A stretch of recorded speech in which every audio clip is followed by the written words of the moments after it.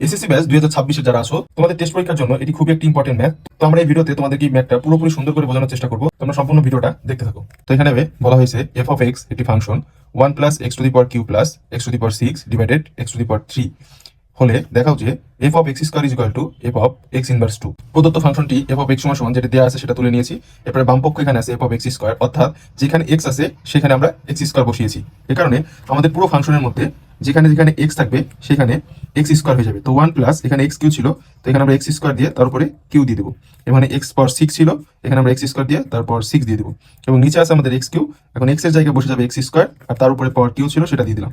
এখন প্রথমে 1 1ই থাকবে। এখন আমরা জানি যে পাওয়ার পর গুণ হয়, তাহলে এক্স টু দি পাওয়ার 3 দুগুণে 6 এবং এক্স টু দি পাওয়ার 6 দুগুণে 12 divided x to the power 3 দুগুণে 6, যেটা আমাদের বাম পক্ষ আমরা পেয়ে গেছি। এখন ডান পক্ষ আছে এফ অফ এক্স ইনভার্স 2। এক্ষেত্রে আমাদের এই পুরো ফাংশনে যেখানে যেখানে আমাদের এক্স আছে সেখানে সেখানে আমরা এক্স পাওয়ার -2 দিয়ে দিব। সেক্ষেত্রে 1 প্লাস এক্স পাওয়ার কিউ ছিল, এখানে আমরা এক্স পাওয়ার -2 দিয়ে তারপরে কিউ দিব, এবং এক্স পাওয়ার 6 ছিল, এটা আমরা এক্স পাওয়ার -2 দিয়ে 6 দিয়ে দেবো, ডিভাইডেড নিচে আমাদের এক্স পাওয়ার কিউ ছিল, এটা এক্স পাওয়ার -2 দিয়ে কিউ দিয়ে দিব। এক্স ইনভার্স 2 বলতে আমরা বুঝি 1/x স্কোয়ার, ঠিক আছে? মানে যদি পাওয়ার আমাদের মাইনাস থাকে এটা ভাগ আকারে নিচে গিয়ে প্লাস হয়ে যাবে। যেমন ধরো যে আমার আছে এক্স পাওয়ার -5, এটার অর্থ হচ্ছে 1/x পাওয়ার 5, অর্থাৎ এই মাইনাসটা হচ্ছে মূলত আমাদেরকে ভাগটা বোঝাচ্ছে, এবং নিচে যে কিন্তু এই পাওয়ারটা ঠিকই তার উপরে প্লাস আকারে বসবে। তো আমরা এটাকে শুধু সেই জিনিসটাই করবো, এক্স পাওয়ার -2 আছে এটাকে আমরা 1/x স্কোয়ার লিখতে পারি, উপরের পাওয়ার যা ছিল তাই থাকবে।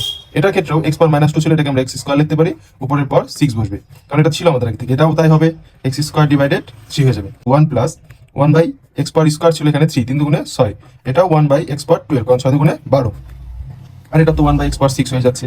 এখানে একটা ভগ্নাংশের যোগ হবে। এখানে যদি আমরা লসাগু করি, x পাওয়ার 12 এখানে লসাগু আকারে বসবে, এবং x পাওয়ার 12 সাথে 1 গুণ করলে যা আছে তাই। এটা x পাওয়ার 12 এবং x পাওয়ার 6 নিজেদের মধ্যে যখন ভাগ হবে, আমরা যদি ভাগের সময় পাওয়ার পর বিয়োগ হয়, তাহলে x পাওয়ার 12 থেকে x পাওয়ার 6 বাদ দিলে x পাওয়ার 6 থাকে, যেটা আমাদের এখানে x পাওয়ার 6 আকারে বসবে, প্লাস x পাওয়ার 12 একই জিনিস ভাগ করলে 1 হয়, সেই 1টা বসবে, নিচে 1/x পাওয়ার 6 যা ছিল তাই বসবে। এবার আমরা এই ভাগগুলোটা একটা গুণ করতে পারি। সেক্ষেত্রে উপরের রাশিগুলো আমরা সুন্দর করে এখানে সাজায় লিখি।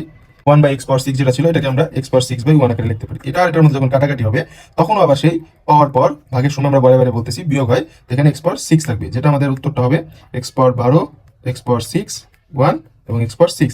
একটু ভালো করে খেয়াল করে দেখো, আমাদের বাম পক্ষের মান এবং ডান পক্ষের মান কিন্তু মিলে গিয়েছে। সুতরাং আমরা বলতে পারি যে f অফ x স্কোয়ার সমান সমান f অফ x ইনভার্স 2, এটা সরাসরি প্রমাণিত, ঠিক আছে?